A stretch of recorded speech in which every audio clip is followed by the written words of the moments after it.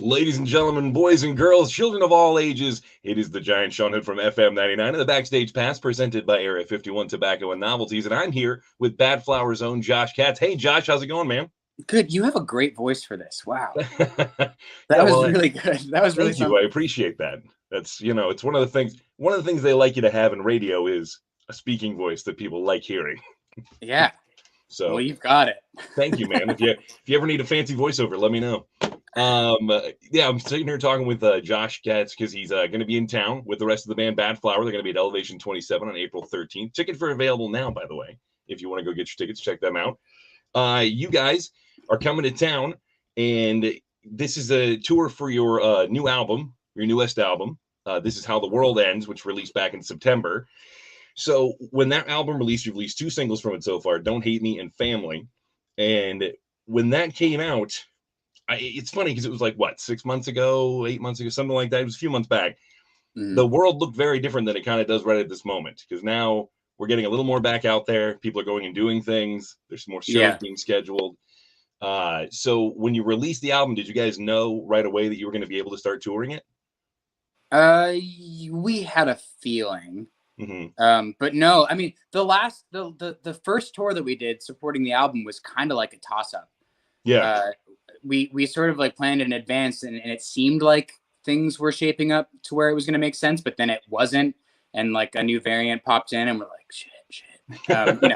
Like it kept happening. So yeah, I mean, there were a lot of tours that went out, and some of them were like halted halfway through, and we just had like a strict way of going about things, and we were one of like the successful ones. So it was good. But at the same time, and the tour was amazing, and shout out to everybody who showed up, because we I think we didn't break records, but a lot of the promoters were like, hey, we've had a couple shows in this period, and you have the highest turnout rate. And I'm like, cool, okay, good. Wow. That feels really good. Yeah. But it still sort of felt like touring in a vacuum. I don't know why. It's just like it almost just felt like it wasn't real. It was like more like busy work, which it wasn't, but it's just the feeling of the world. And so we're going into this next one, or starting, not even just this next headline tour, but just starting the tour cycle from this point. It feels a little bit more optimistic. Yeah, I totally agree with that. Yeah. A lot of the restrictions have been rolled back in a lot of places. The case numbers are way down and everything. Yeah. So it feels like the world is a little more, I mean, it'll never be exactly like it was, but it feels like a little more like it was beforehand, when you were just going to go to a show and have fun. Yeah, totally. There's not the panic there was. I think about this too. I forgot that I started the last tour with laryngitis. How? Like, brand new record. The first 3 shows in the tour, the album wasn't even out yet. So nobody knew the songs. Our entire set was like completely loaded with the new stuff, and nobody knew any of it. And I was like, on the spot, because nobody's going to help me sing it. The audience doesn't know it. And that was horrible. I never want to experience that ever again. We made it work, and the shows were a blast. But I think maybe that's why I felt that way. It wasn't just that the world was the way it was, but like on top of that, I couldn't even sing. Like I wasn't running on, all cylinders. Right. Yeah. Well, that's understandable, but yeah, credit to powering through that, because I've had to do shows and stuff when I don't have my voice, and I'm just like, nah, this isn't going to sound any good tonight. Like and it kept like, because we don't have a lot of days off, and so I would start to feel a little bit better, and then I have a show, and I'd blow it out again, and then I was like, I was taking shots in the ass, like frequently, gargling steroids. Like I was doing everything I could, but really the entire tour, it was like I had a handicap the whole tour. Well, but you made it through it, and now you're here on the other side. Yeah, I feel like I can do anything. Well, yeah, but so it's okay. It's almost like that was the warm up for now. You're ready to go. Everything feels better. You guys, I mean, you're following up a huge album from your first one, Okay, I'm Sick. That one, huge success. It was Loudwire called it one of the 50 best rock albums of 2019. You had a bunch of #1 singles from it. Did you feel a lot of pressure with the second album to put out something as successful, or did it kind of feel like, all right, we've checked that off the box, now we can, who cares what anybody thinks? Like, we're established, I think it's neither of those. Really? I mean, it was like pressure in the beginning, and then I realized when I was thinking about that stuff, I was writing terrible songs. Or I was just like going in directions that I wasn't happy with, like paying attention to what other bands are doing. That it's just like, it's not good noise to be listening to, for me, at least. I can get So that. then I don't know, but once we got into the swing of it, it just kind of felt like, you know, doing whatever felt natural and felt right and just trying to create something great without any reference points.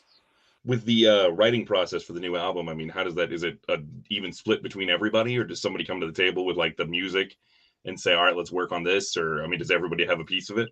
I do the majority of like the, you know, I'll start a bunch of songs and then I'll, and I also like, I engineer and I produced everything too. So I'm like, I live in my studio environment. Yeah, you've been doing a lot. Yeah, I take on way too many things like that. That's not even the half of it. Yeah, I know. But You, my band encourages me to do so. So I feel like really lucky in that, because I think a lot of band members, I don't know, my band trusts me to do the things that I do, and I trust them when I'm like, I can't hang with the amount of pressure that I put on myself. Yeah. And so the dynamic is really good. But you know, I'll usually like start a lot of songs and then we'll all sit down. I typically don't like send a new idea to anybody. I have to like sit down with them because I'm just too insecure about it. Like I have to sit and like present a song idea with my sort of emotion and like singing the harmony while the phone is put like, and then it's gonna be some, you know, I get really like into it. But I have to do that with my band too, because if I have way too much respect for them. If anybody was like, yeah, that's cool, you know, they weren't like super jazzed about an idea, I would stop working on it. So it's like, it's delicate. I'm really sensitive with this stuff. So there's like a delicate way of doing things. And then, yeah, eventually we all get into a room together and start just like hashing it out. And like this album was recorded in multiple studios. Some of it was here where I am now. Some of it was in California before I moved to Tennessee. And then a couple of random studios that we got into here and there. Right. So on the tour you're doing now is, I want to say, are you touring with, is it Teenage Wrist and Dead Poet Society? No, that was the last tour. Was the last tour. You have the wrong information, sir. Yeah, I have been the list of a bunch of guys you tour with, but I wasn't sure which one was the most recent one. No, that was the last one. The one that we're starting is Broken Love and 68. Oh, okay. All right. Well, there you go. So if you didn't know, now you know. Yeah. In addition to that, you've also toured with, or at least played with Cage the Elephant, Shinedown, Soundgarden, different bands from, you know, different genres or eras of rock, you know. To be fair, like Cage the Elephant and I mean Shinedown we did a full tour with, but who else did you say? What else did I say? Hold on, I got my list here. Oh, you said Soundgarden. Yeah. Those were festivals. That doesn't count. Yeah, but I mean, did you interact with them at all? No. No, you didn't? Well, I never know who you guys see each other backstage. To be fair, you know. Cage the Elephant I did, because I've been a fan for a while, and I did. It was at a festival in the UK, I think, and I remember going up to it was like in the catering area, which is like the last thing you ever want to do when you see other artists at catering. You don't want to be the like smaller artist that's like, hey, I'm a big fan. As long as you don't take a picture, you're cool. But yeah, I went up, like Cage was having at the table, and I went up to them. I was just like, dope show. I'm a big fan. And I left.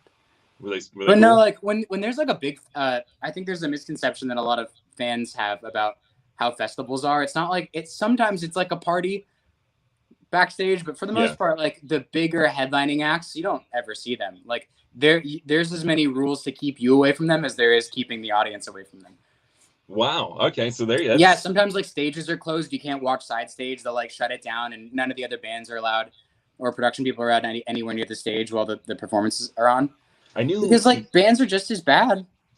They can be. You're right. They absolutely can be. Yeah. And you know, it's funny, to a degree, I understood there were some rules like that simply because they do the same thing with us. And when we put on a big show every year too, and they'll do the same thing. There's certain bands you just can't go up on the side stage during, right? But I thought that was just us, you know. No, I didn't know it was you guys too. Well, they just have like, you know, they have special little unique laminates and stickers. And I once watched it was fucking awesome. I watched Machine Gun Kelly was about to go on stage, and the Offspring guys wanted to watch side stage, and Machine Gun security was like stopping them, and I was with my band just watching the whole thing, like, this is dope. This is so cool. I wanted to film it, but I just even if I did film it, I would just film it for me. I'd never like post or anything. But I just thought that was sick. I was like, oh my god, they don't know who they are. That's so awesome. And then like Machine Gun turned around, he was like, did one of those things. Yeah, of course. It's the guys from The Offspring. I actually not that long ago I spoke with Noodles and Dexter Holland, and they're really cool guys, but they're so cool and laid back that you could easily not realize there's somebody famous. Yeah. Well, that happens all the time. And that's another pro tip for anybody who's, I shouldn't say this because like I like my privacy and security. Yeah. I never have a tour laminate or like a wristband or anything on me ever. Yeah. And I'll just walk up to a security wherever. I'll be like, I'm the singer. I got to get on stage, which is usually true. And so they let me on stage. Which is usually true. Yeah. But like it works every time. We've got a saying on our show for a long time that say, as long as you act like you belong, that's 80% of it. It really is. Yeah, but it's not a big deal either way. You got that tour going on. You guys have a lot happening right now. You said I saw a thing recently that said that you get a lot of inspiration for your recording process because you're doing a lot of this from fan captured videos. Do you have any comments about that? Like what that was a weird thing going around. Yeah, is that do you not watch the fan videos? No, I do, but like. Where did this information come from? Like I'm being asked. I said that at one point. I just said I watch a lot of videos of us live because there's like, there's magic in a live performance rather than referencing. Like I said, I don't like to reference like what's current or new. Yeah. And I try not to reference necessarily like our old stuff, but watching a performance is a good way to like just remember what the energy of the band is supposed to be. Yeah. Okay. When you're in the writing process, because sometimes that can get lost. And I've come up with songs before. I'm like, this is kind of cool, but it doesn't sound like our band's identity at all. Which is a broad identity to begin with. But yeah, watching videos and like just getting into the spirit of what our band is to people is very helpful. So I know you got a lot of things to do today. You're a very busy guy.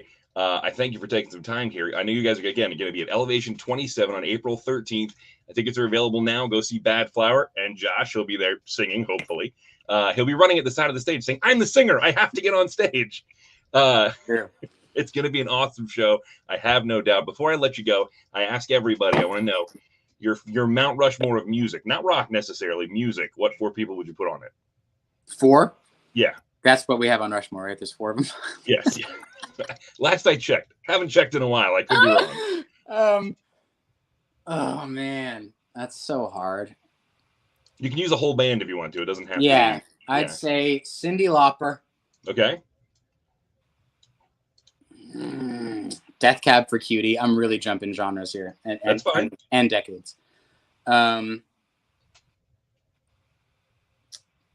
that's so hard. The Beatles. Fair enough. It's just such a boring answer. Yeah, but it's a huge influence on music.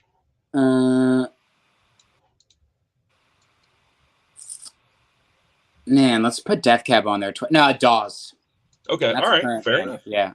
Fair enough. All right. Well, there you go. See, I love those because there's always an eclectic answer. Josh, thanks for taking a few minutes with me today. I really appreciate it. I hope you have a great day. Stay safe and looking forward to seeing you guys in town. Likewise. Thank you very much. All right. Thanks for joining us here on the FM 99 Backstage Pass, presented by Area 51 Tobacco and Novelties. Again, Elevation 27, Badflower, April 13th. Get your tickets now. Get them.